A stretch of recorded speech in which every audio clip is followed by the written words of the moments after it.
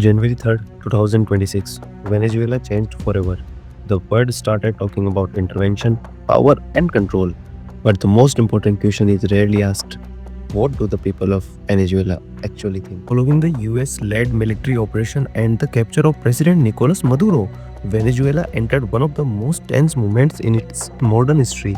Streets went silent in some areas while others exploded with protests. Inside Venezuela, thousands of government supporters came out on the streets of Caracas. They called the intervention illegal, colonial, and the direct attack on Venezuela's sovereignty. For them, this was not liberation, this was kidnapping, this was humiliation. This is not a politician, this is a common Venezuelan citizen, and his words reflect the anger felt by many inside the country. Outside Venezuela, the reaction was completely different. Across Latin America and the United States, Venezuelan migrants celebrated for millions who fled hunger, repression, and fear. This moment felt like for the diaspora. This was not about politics.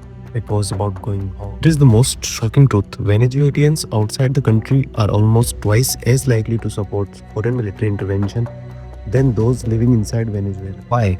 Because people inside Venezuela fear one thing more than a dictatorship: war. For them, survival comes before politics. Experts explain that people living abroad can afford hope and risk, but people inside Venezuela fear that any conflict will only make daily life more unbearable. Many Venezuelans choose silence not because they have no opinion, but because speaking can cost them everything. This is not a simple story of good versus evil. Venezuela is a nation divided by geography, fear, hope, and pain. The world is arguing, government are negotiating, but Venezuelans are the ones paying the price.